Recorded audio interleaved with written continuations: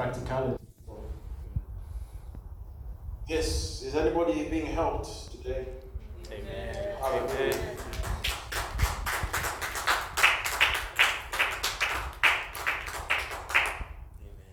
Amen. Any questions at this time? Let's have a bit of Q&A before we break and move with the program. You can have some specific questions, perhaps regarding what you can do and apply in your life. Go ahead. Amen. Yeah, I think it's. I'm not sure it's more of a question than a comment, and I think you're absolutely right in terms of the mindset that people have, and also the traditional upbringings that we have, because we're brought up not to take risk in certain areas. I know that, and what I found is that over the years, people would borrow more money or those kind of concepts when they're in debt. Not necessarily borrow money to invest. Right. So, and that's another mindset, because sometimes I'm thinking in those times when I've been in debt, you borrow the money and then you find out that you only manage the debt. Yeah. And sometimes if it's not managed properly, it puts you into more debt. Amen. Rather than being in a situation where you're thinking ahead, and like you said, about the income streams, and saying, I've got my circular job, but what else can I do with what I've got, Amen. the assets I've got, Amen. the equity I've got, borrow money on that to invest, Amen. to make more money. Absolutely. So it's almost like, as Christians sometimes, we're always in a recovery mode rather than in an investment mode. Amen. And that is one thing as well that, as you said, the teachings need to encourage even the young people, this young people generation that are coming now. Amen. Because most of them, even if they go to university, they're coming out starting in debt. Amen. Which is forced upon them by virtue of them trying to invest in themselves and in their careers.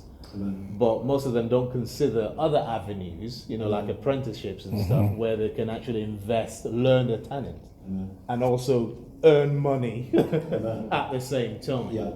You see, so, and I think these workshops are quite important, even for that generation as well, that look, come together, what have you got in terms of your skill set or your mindset? Amen. Where do you want to go? And like you said, even if the church gets its act together and has a funding stream, even fund some of their ideas and investments. Yeah. Because like you said, the key thing, sometimes when I'm sleeping, I'm thinking cash cow. Amen. You know what I mean? How am I making money even while I'm sleeping? Exactly. What can I put in place that's making money in my sleep? Amen. There was one guy on TV once where he took his girlfriend to this block of flats, and he had about 10 flats in that block. And the lady said, when's the last time you been? He said, I haven't seen it for 10 years. Wow. Because he has a management company who's doing it for him. Amen. So he doesn't even go there in 10 years.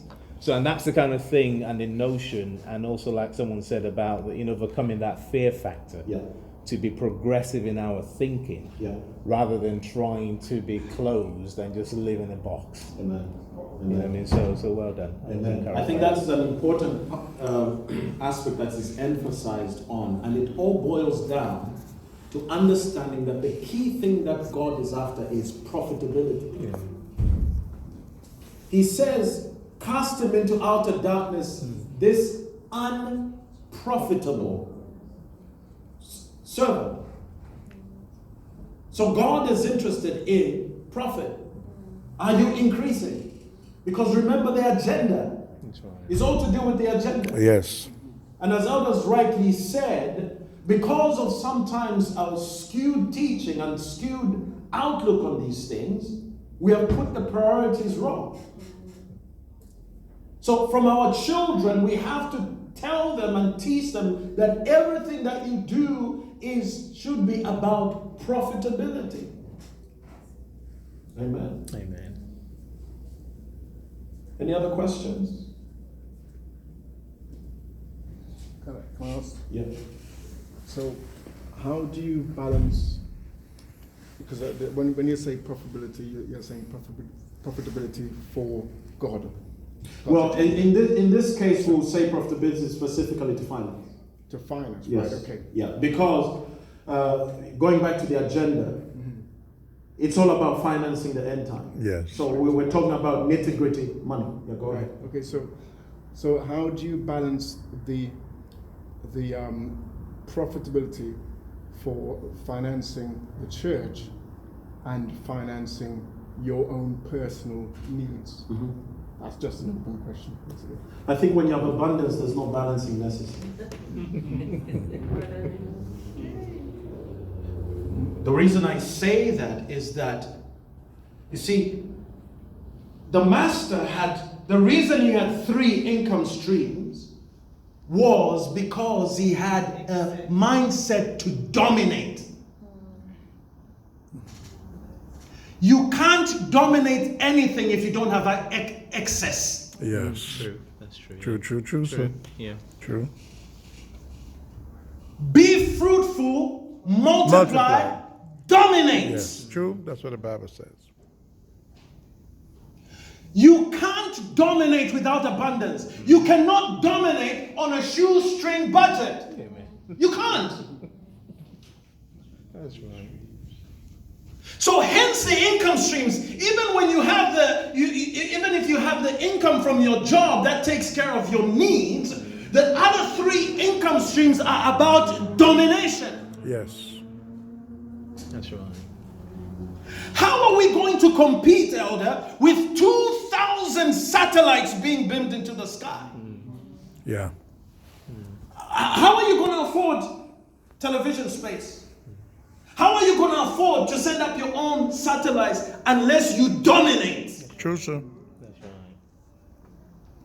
When you dominate, hallelujah, even the life that you live, even if I have 5 cars, I can only drive 1 at a time. Yes. Even if I have 10 houses, I can only live in 1 at a time. I can only go on 1 holiday at a time. Even if I have the capacity to buy 10 cars, the bottom line is that there's a ceiling to your needs. That's Yes. right. True. There's a ceiling to your needs. Hello? Amen. So abundance and domination is breaking through that ceiling of your needs and being in survival mindset. That's right. That's right. Because at best of time, we are in a survival mindset and mentality.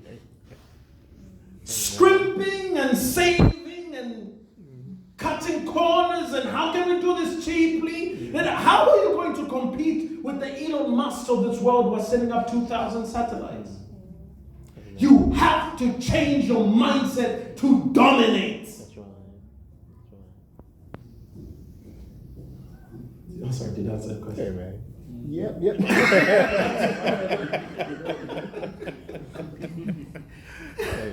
Any other question? It's more of a comment, really. Don't you think, though, as say you develop these funding streams, okay? Don't you think it's human nature to want to hold on to that? Rather than, because you may start with a good intention, but then for some people it's like, oh well, that means I can have a better car, that means I can have a better holiday, and so withhold, shorten their hand to the ministry. Because I've actually, dealing with finance over the years, I've actually seen this sometimes when people are progressing. Okay. They can give their tithe when they've got a little job somewhere, but as their life progresses and you know that they're prospering, they become shortening their hand towards the giving. Yeah. Some people's giving never changes over 20 years. Amen. Even though their finance, you assume their finance is progressive. Amen. How do you deal with that? So the key Selfish nature, really. The key word that you've mentioned there is actually nature. Right? Because if something is your nature, it is ingrained in you. It is programmed in you. It's in your DNA. So when you use the word nature to say, isn't it in nature to withhold? I submit to you that it is not in man's nature to withhold. Man's natural DNA is actually to have more. Yeah. Yes. Yeah. True. Themselves, though. Right, yes, for themselves. But it has to start there. Because until you are secure, you're not going to secure anyone else. That's natural. That's right. And there's nothing wrong with that. Who did God secure first?